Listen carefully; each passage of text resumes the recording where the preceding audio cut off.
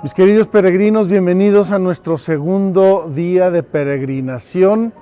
Parece que seguimos en el primero porque estamos en el mismísimo lugar, pero como ven, hoy hemos vuelto con un día más lindo, más soleado y ya con presencia de peregrinos. Hoy vamos a analizar con la Sagrada Escritura el final de la vida de Jesús, las instrucciones que les da Jesús a sus discípulos, y luego vamos a pasar a Pentecostés. ¿Qué pasó el día de Pentecostés?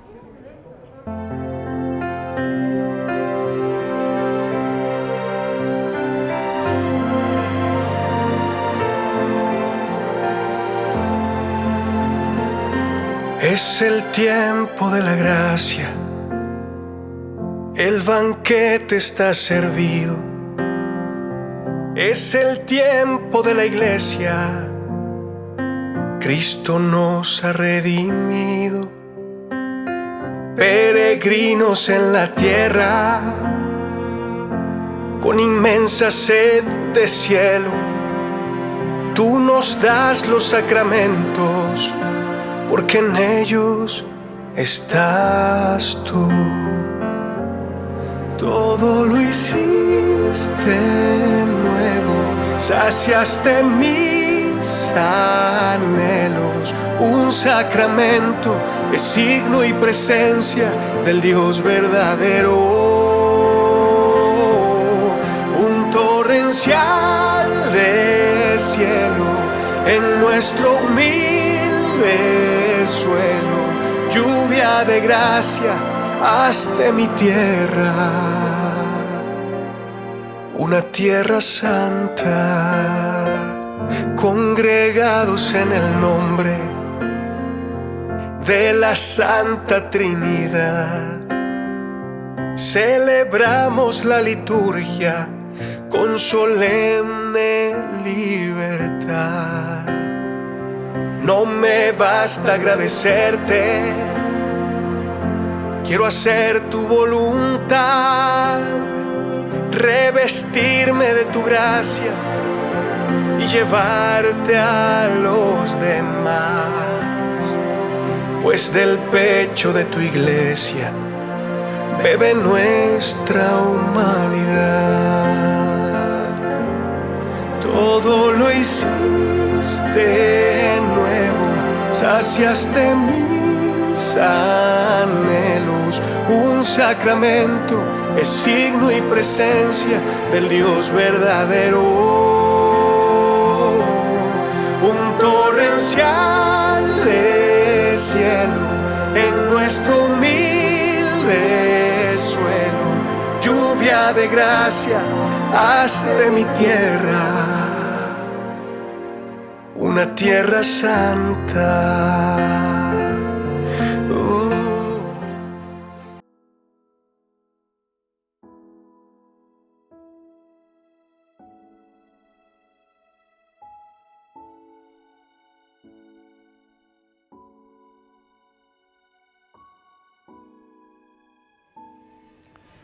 Mis queridos peregrinos, vamos a tomar hoy el final del Evangelio de San Marcos y el final del Evangelio de San Lucas.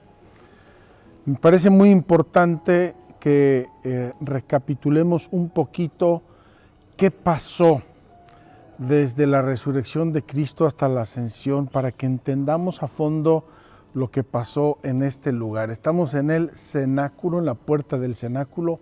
Vamos a entrar al cenáculo, vamos a visitarlo por primera vez hoy, porque como ya les anuncié ayer, el cenáculo va a ser uno de los lugares fundamentales de nuestra peregrinación. Dice así el Evangelio de San Marcos en el capítulo 16 de los versículos 19 y siguientes. Les voy a decir las citas porque si quieren tener su Biblia en su mano mientras yo leo y comento y quieren subrayar, háganlo. Es útil, es muy valioso. Dice así: Jesús resucitó en la madrugada el primer día de la semana y se apareció primero a María Magdalena, de la que había echado 7 demonios. Ella fue a comunicar la noticia a los que habían vivido con él, que estaban tristes y llorosos. Ellos, al oír que vivía y que había sido visto por ella, no creyeron. Después de esto se apareció bajo otra figura a dos de ellos cuando iban de camino a una aldea. Ellos volvieron a comunicárselo a los demás, pero tampoco a estos le creyeron. Ellos son los discípulos de Emaús, y María Magdalena y los discípulos de Emaús vinieron aquí al cenáculo a dar el anuncio de la resurrección a los apóstoles. Por último, y esto también ocurrió aquí, estando a la mesa los 11 discípulos, se les apareció y les echó en cara su incredulidad y su dureza de corazón por no haber creído a quienes le habían visto resucitado. Y les dijo, aquí comienza, queridos hermanos, el grande mandato de Jesús a los apóstoles. Id por todo el mundo y proclamad la buena nueva a toda la creación. Id por todo el mundo y proclamad la buena nueva a toda la creación. Queridos hermanos, queridos peregrinos, ayer mientras caminábamos del Monte de los Olivos al Monte Sión, yo repetí varias veces esto. Los discípulos, los apóstoles vienen caminando y traen resonando en su corazón esto. Hay que ir a todo el mundo y proclamar a toda la creación la buena nueva. ¿Qué hacemos? ¿Con qué poder vamos a hacer eso? ¿Cómo vamos a convencer? ¿Qué tenemos que hacer? ¿Dónde comenzamos? El que crea y sea bautizado se salvará. Creer y ser bautizado. Aquí comienza nuestra peregrinación sobre los sacramentos y sobre la gracia de Dios. El que crea y sea bautizado. No basta solo creer y tampoco basta solo el ser bautizado. El que no crea se condenará. Estas son las señales que acompañarán a los que crean. En mi nombre expulsarán demonios, hablarán en lenguas nuevas, agarrarán serpientes en sus manos y aunque beban veneno no les hará daño. Impondrán las manos sobre los enfermos y se pondrán bien. Aquí Jesús les da 4 o 5 signos que solamente pueden hacer si tienen el poder de Dios. Con esto el Señor Jesús, después de hablarles, fue elevado al cielo y se sentó a la diestra de Dios. Ayer, en la cima del Monte de los Olivos, donde fue este hecho de la ascensión, ahí comenzamos simbólicamente nuestra peregrinación y hoy la estamos explicando un poco más. Ellos salieron a predicar por todas partes, colaborando el Señor con ellos y confirmando la palabra con las señales que la acompañaban. Queridos hermanos, este último parrafito ya nos está describiendo lo que va a hacer la iglesia primitiva. Salieron a predicar por todas partes, colaborando el Señor con ellos. Ahí está la acción y la vida de Cristo y su poder, y confirmando la palabra con las señales que la acompañaban. Dios va obrando maravillas a través de su iglesia. Vamos ahora a tomar el final del Evangelio de San Lucas. Y tomo a propósito en este momento Lucas, porque luego vamos a leer el inicio de los Hechos de los Apóstoles, que también es de Lucas. Entonces es como la continuación de su Evangelio. Dice así San Lucas en el capítulo 24, versículos 36 y siguientes. Estaban hablando de estas cosas, de las apariciones de Emaús, de las mujeres que vieron, que no vieron el día de la resurrección. Estaban hablando de estas cosas cuando él se presentó en medio de ellos y les dijo: la paz con vosotros. Sobresaltados y asustados, creían ver un espíritu, pero él les dijo: ¿por qué os turbáis? ¿Por qué se suscitan dudas en vuestro corazón? Mirad mis manos y mis pies. Soy yo mismo. Palpadme y ved que un espíritu no tiene carne y huesos como veis que yo tengo. Jesús les enseña los agujeros de los clavos. Les enseña los agujeros de los clavos. Y soy yo, soy el mismo. Este es mi cuerpo, resucitado, pero este es mi cuerpo verdadero. Y diciéndoles esto, les mostró las manos y los pies. Como ellos no acabasen de creerlo a causa de la alegría y estuviesen asombrados, les dijo: ¿tenéis algo que comer? Ellos le ofrecieron parte de un pez asado. Lo tomó y comió delante de ellos. El evangelista Juan, en su primera carta, nos va a insistir en este hecho. Nosotros que comimos y bebimos con él después de la resurrección, como insistiendo en la verdad de la resurrección, era el mismo, con su mismo cuerpo, que Juan había depositado en el sepulcro el día de la pasión. Nosotros que comimos y bebimos con él. La resurrección es el centro. Aquí termina Lucas con las últimas instrucciones a los apóstoles. Vamos a ver qué instrucciones les da Jesús a sus apóstoles antes de subir al cielo. Después de esto, les dijo: estas son aquellas palabras mías que os hablé cuando todavía estaba con vosotros. Era necesario que se cumpla todo lo que está escrito en la ley de Moisés, en los profetas y en los salmos acerca de mí. Les dice Jesús: vean toda la escritura hablaba de mi pasión, muerte y resurrección. No se habían dado cuenta, no lo creían, no lo habían entendido, pues véanlo. Era necesario, tenía que ser así. Y entonces abrió sus inteligencias para que comprendieran las Escrituras y les dijo: así está escrito, que el Cristo padeciera y resucitara de entre los muertos al tercer día, y se predicara en su nombre la conversión para el perdón de los pecados a todas las naciones, empezando desde Jerusalén. Vosotros sois testigos de estas cosas. Mirad, yo voy a enviar sobre vosotros la promesa de mi Padre. Queridos hermanos, estamos en la puerta del lugar donde Jesús cumplió la promesa de su Padre. Os enviaré el Espíritu Santo. Mirad, voy a enviar sobre vosotros la promesa de mi Padre.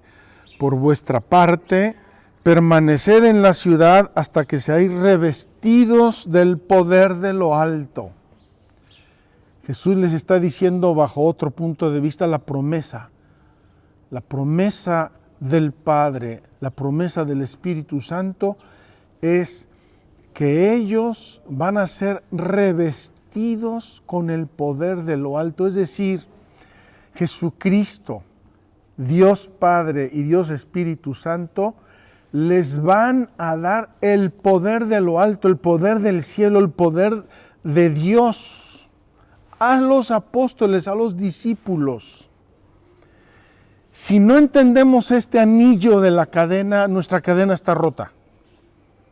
Por eso he querido retomar estas palabras finales y estos hechos finales del Evangelio.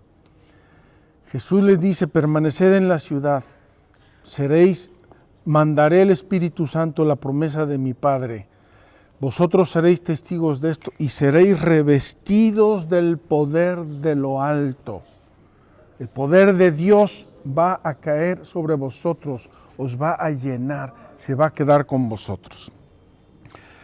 Los sacó hasta cerca de Betania, ayer estuvimos ahí en el Monte de los Olivos, y alzando sus manos los bendijo. Y sucedió que mientras los bendecía, se separó de ellos y fue llevado al cielo. Ellos, después de postrarse ante él, se volvieron a Jerusalén con gran gozo y estaban siempre en el templo bendiciendo a Dios. Jesús asciende a los cielos. Había salido del Padre, he salido del Padre y vuelvo al Padre. He salido del Padre y vuelvo al Padre, pero no os dejaré solos, no os dejaré huérfanos, os enviaré al Espíritu Santo. Permaneced en la ciudad hasta que esto suceda. Así termina el evangelista Lucas, y ahora vamos a dar un salto y vamos a tomar el inicio de los Hechos de los Apóstoles.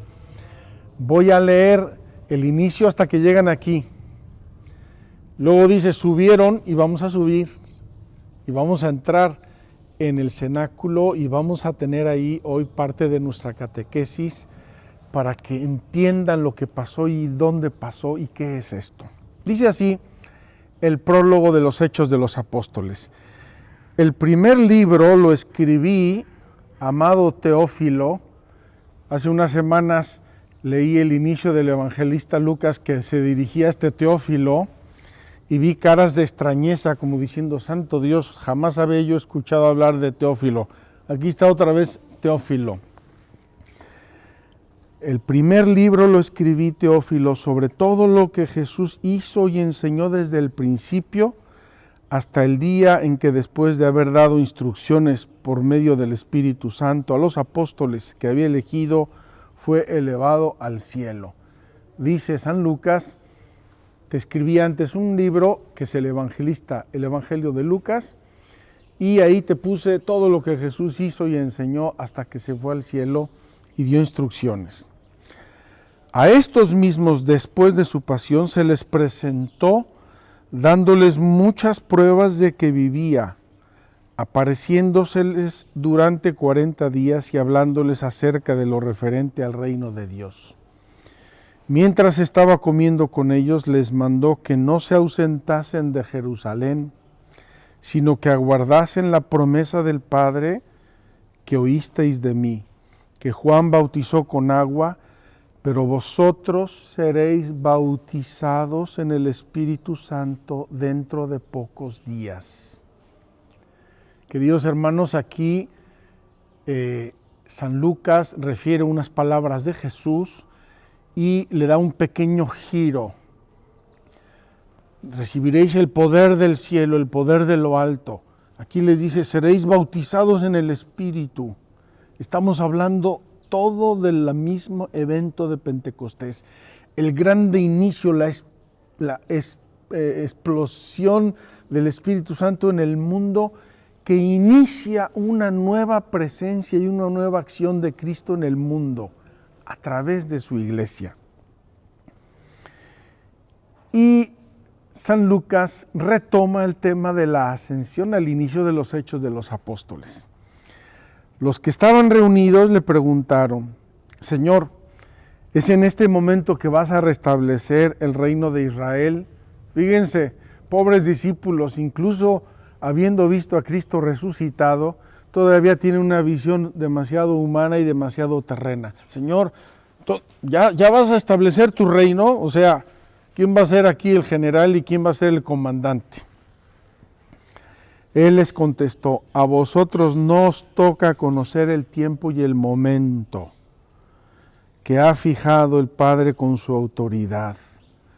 El tiempo y el momento de Dios solamente lo conoce Dios. Y solamente Él nos lo va a revelar el final de los tiempos.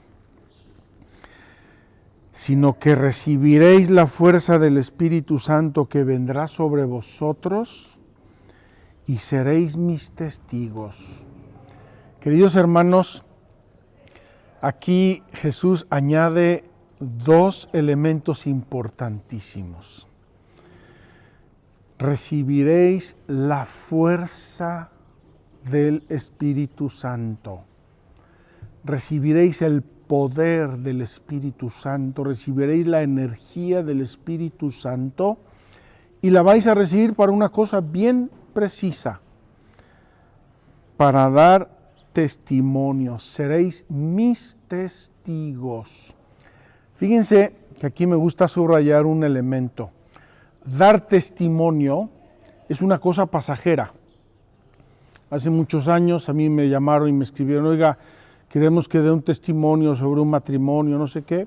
Fui, di mi testimonio y se acabó. Ser testigo es otra cosa. Ser testigo es una cualidad del sujeto que transforma y cambia toda su vida. Yo soy testigo, yo soy sobreviviente, yo soy... Es una cualidad permanente del sujeto. Vosotros seréis mis testigos en Jerusalén, en toda Judea y Samaria y hasta los confines de la tierra.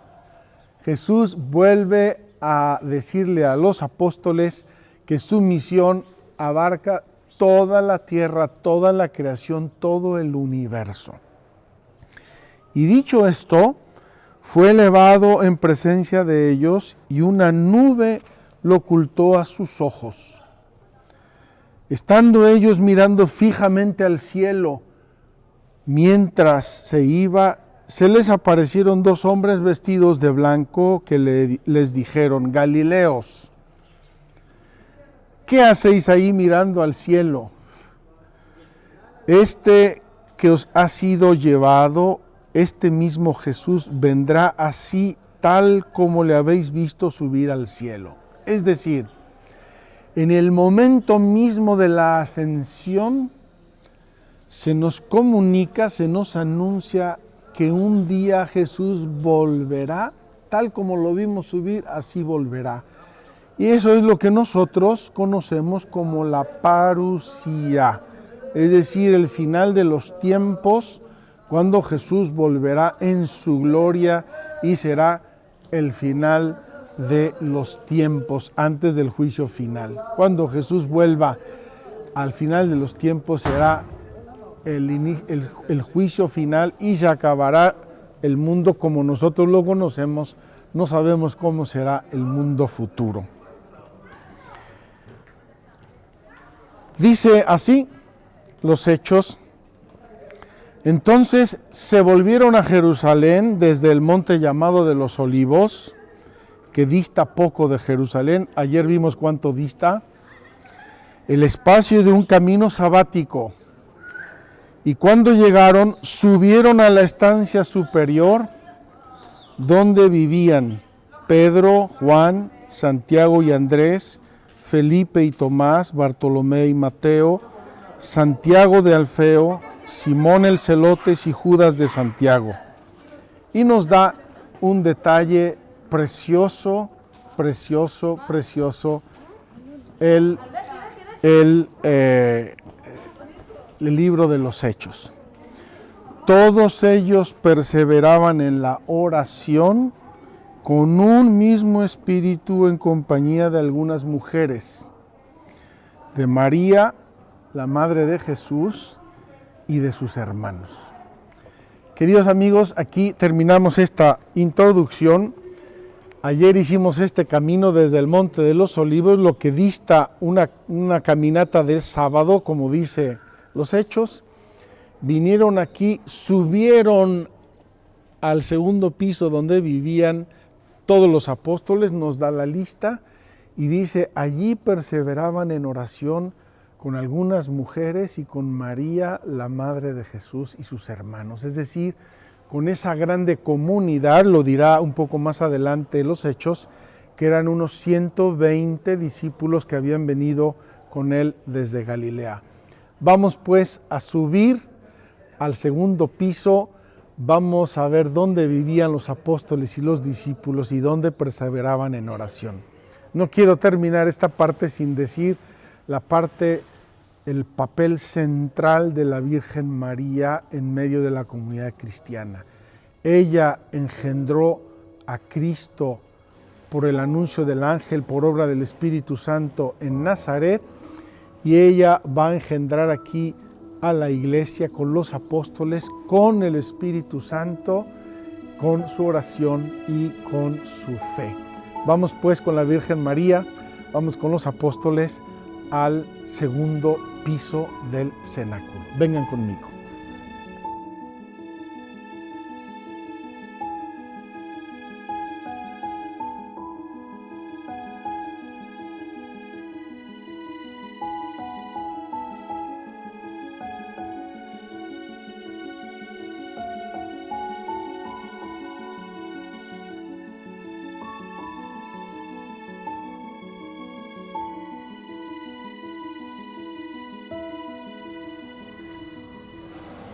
Mis queridos peregrinos, estamos en el segundo piso y antes de entrar al cenáculo vamos a hacer otra reflexión, otro momento de lectura y reflexión y luego entramos al cenáculo.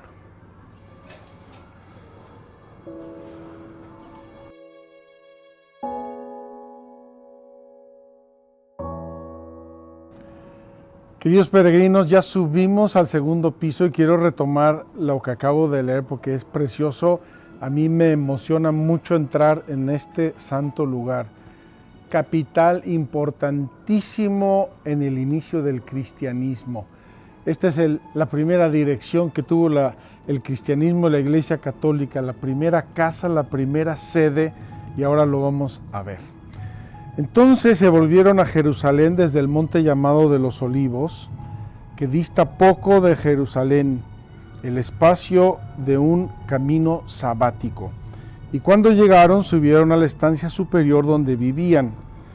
Todos ellos perseveraban en la oración con un mismo espíritu, en compañía de algunas mujeres, de María, la madre de Jesús, y de sus hermanos. Queridos hermanos, esta pequeña comunidad está esperando al Espíritu Santo, está esperando la realización de la promesa. Quiero imaginar con ustedes un momento quiénes son estos. Han vivido con Jesús, han seguido a Jesús, lo conocen, se entusiasmaron, vieron sus milagros, pensaron, ahora sí, ya la hicimos. Acompañaron a Jesús a Jerusalén para vivir la Pascua y se encuentran en una Pascua inimaginada. El Maestro muere en la cruz, lo sepultan. Y después de eso, resucita, se les aparece, lo dudan, tiemblan, no saben qué hacer, resucita y les dice, esperen aquí, va a venir el Espíritu Santo. Ya lo dijimos hace un momento y vienen desde el Monte de los Olivos caminando y están aquí con María, con las otras mujeres, con los demás discípulos. ¿Qué es lo que va a pasar aquí en esos días? Aquí van a estar, entre unas cosas y otras, 7 semanas. 7 por 7, 49. Y en el día 50 se celebra la fiesta de Pentecostés. La fiesta de Pentecostés no es inicialmente una fiesta cristiana. Quiero subrayarlo. La fiesta de Pentecostés es una fiesta judía, existía desde 1000 años o no sé cuántos antes de Cristo y sigue existiendo el día de hoy. Y tiene 2 sentidos muy importantes. Primer sentido, Pentecostés cae siempre entre finales de mayo e inicios de junio. Y es cuando en Israel, por el clima y la geografía, se hacen las cosechas. Y entonces el pueblo de Israel acostumbraba a ofrecerle a Dios las primicias de las cosechas. ¿Qué significa esto? Que reconocían en Dios el autor de los dones. Tendríamos que hacer un esfuerzo mental para volver a una cultura completamente rural, a un mundo rural, donde no hay motores, donde no hay electricidad, donde no hay tecnología, donde no hay teléfonos ni medios de comunicación, los medios de transporte son muy rudimentales, la gente vive de la tierra, come de la tierra, si no llueve se mueren de hambre.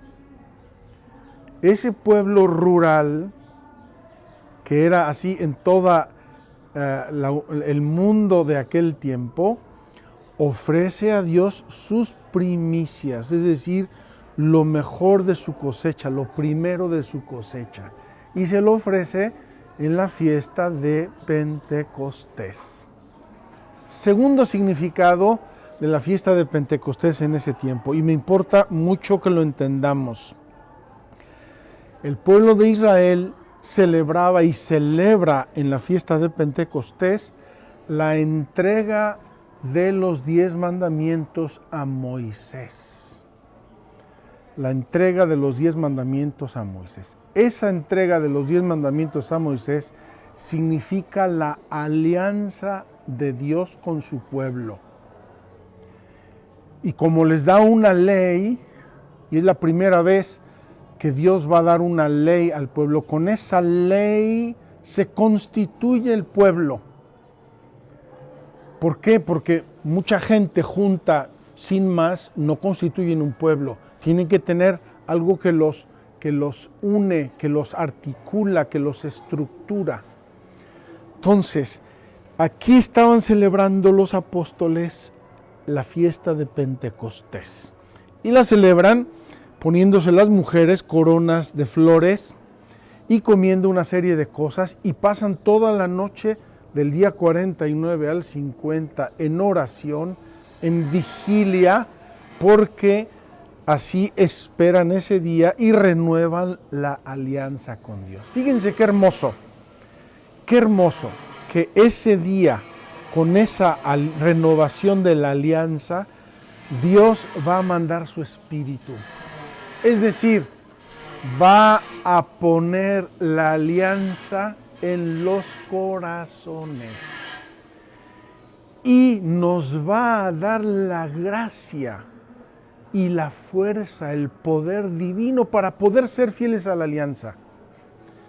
San Pablo, cuando explica esto, dice, la ley, solo la ley, era una esclavitud.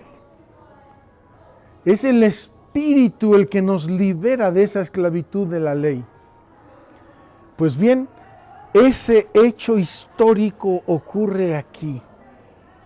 El pueblo se reconstituye, el pueblo tiene la ley de Dios, ama la ley de Dios, ahora expresada por Jesús de un modo nuevo, que es la ley del amor, y recibe la gracia de Dios, el Espíritu Santo, el poder del Espíritu Santo, para vivir esa ley en el amor y en la libertad, no en la esclavitud como ocurría en el Antiguo Testamento.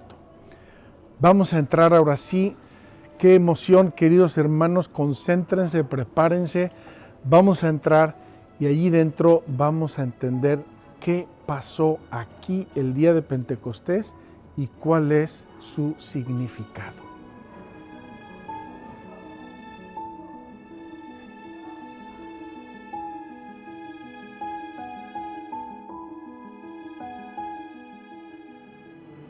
Queridos peregrinos, qué emoción entrar en este lugar donde Jesús realizó la última cena, donde hizo el discurso de despedida, donde se apareció en la tarde del domingo de resurrección, donde se apareció a Tomás y le dijo, mete tu dedo en el agujero de los clavos, y donde finalmente mandó el Espíritu Santo.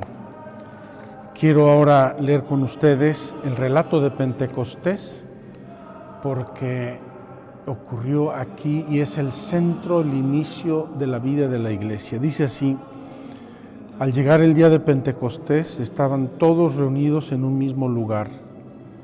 De repente vino del cielo un ruido como el de una ráfaga de viento impetuoso que llenó toda la casa en la que se encontraban. Se les aparecieron unas lenguas como de fuego que se repartieron y se posaron sobre cada uno de ellos. Quedaron todos llenos del Espíritu Santo y se pusieron a hablar en otras lenguas, según el Espíritu les concedía expresarse. Había en Jerusalén hombres piadosos que allí residían, venidos de todas las naciones que hay bajo el cielo. Al producirse aquel ruido, la gente se congregó y se llenó de estupor al oírles hablar cada uno en su propia lengua.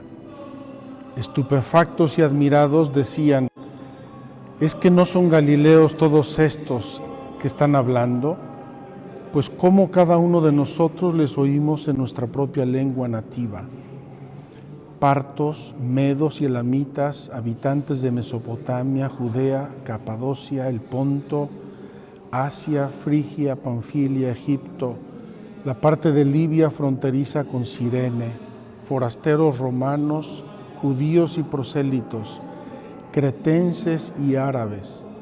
Todos les oímos hablar en nuestra propia lengua las maravillas de Dios.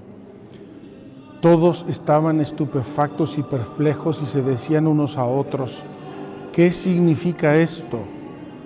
Otros, en cambio, decían riéndose: están llenos de mosto. Aquí termina la narración de Pentecostés y empieza, queridos hermanos, la explicación y las palabras de Pedro importantísimas. Estas palabras de Pedro van a explicar el significado de lo que acaba de ocurrir. Y es aquí donde va a nacer la iglesia con el bautismo de 3,000 personas.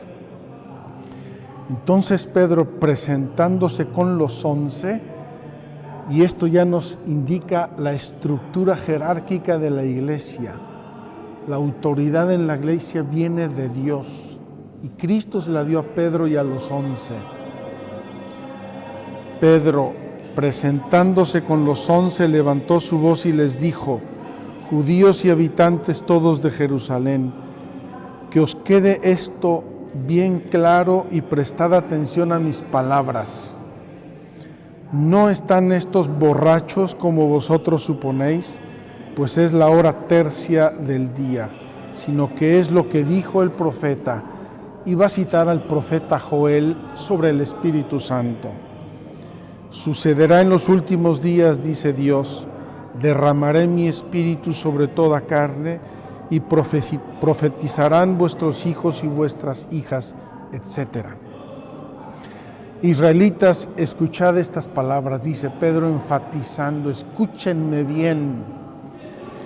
A Jesús el Nazareno, hombre acreditado por Dios entre vosotros con milagros, prodigios y señales, que Dios hizo por su medio entre vosotros, como vosotros mismos sabéis, a este que fue entregado según el determinado designio y previo conocimiento de Dios, vosotros le matasteis clavándole en la cruz por mano de los impíos.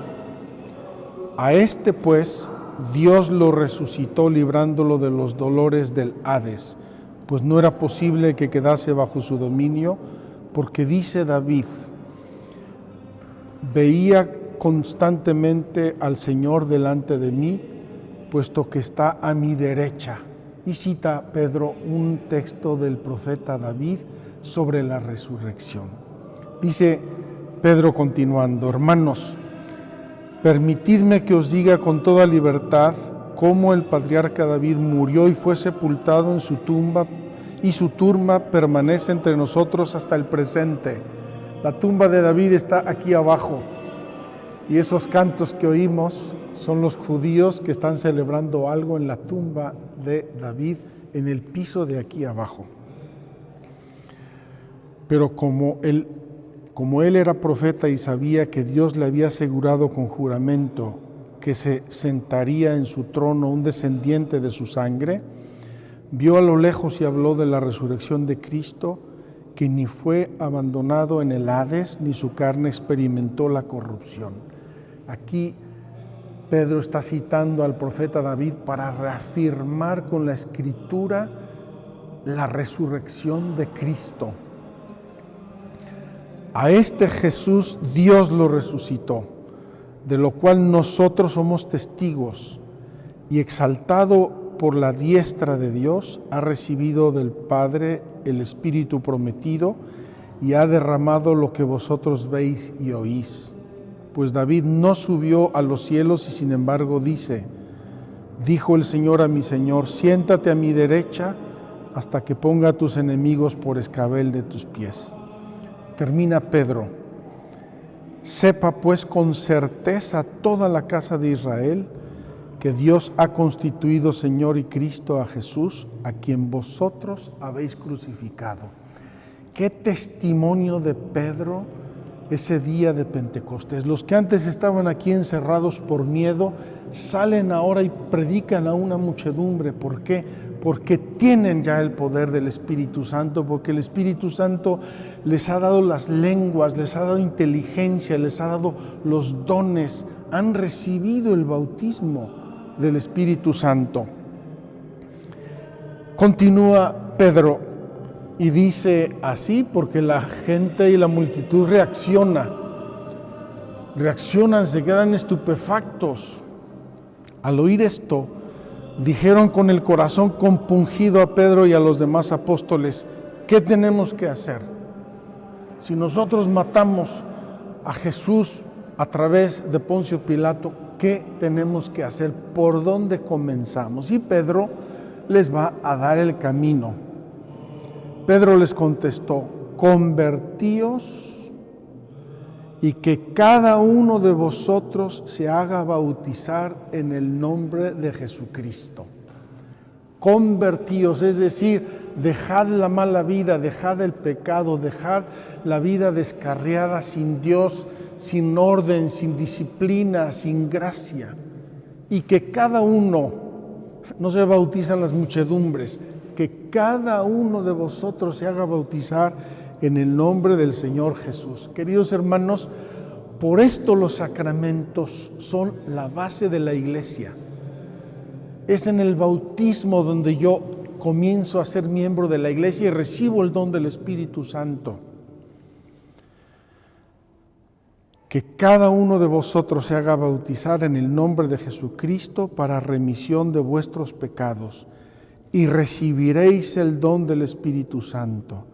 Pues la promesa es para vosotros y para vuestros hijos y para todos los que están lejos, para cuantos llame el Señor Dios nuestro. Con estas y muchas palabras les conjuraba y les exhortaba: salvaos de esta generación perversa. Los que acogieron su palabra fueron bautizados. Queridos hermanos, día de Pentecostés. Fueron bautizados, dice San Lucas aquí, aquel día se les unieron unas 3,000 almas. Queridos hermanos, nace la iglesia. Los apóstoles con Pedro a la cabeza, la fuerza del Espíritu Santo, el don del Espíritu Santo, el poder de Dios, el bautismo en el Espíritu, y comienza el camino de la iglesia. Convertíos, dejad la mala vida, abandonad la vida sin piedad, sin Dios, sin reglas, sin nada, y recibid al Espíritu Santo con el bautismo que cada uno de vosotros va a recibir. Y termina este capítulo de los Hechos describiendo la primera comunidad cristiana. Vean qué maravilla. Tenemos ya en rasgos, en esbozo, tenemos toda la vida de la iglesia. Estamos hablando del día 1. Acudían asiduamente a la enseñanza de los apóstoles. Enseñanza de los apóstoles, la catequesis, la instrucción, el crecimiento en la fe, el conocimiento del credo, a la comunión de vida, a la fracción del pan, que era la primera forma de la Eucaristía, y a las oraciones.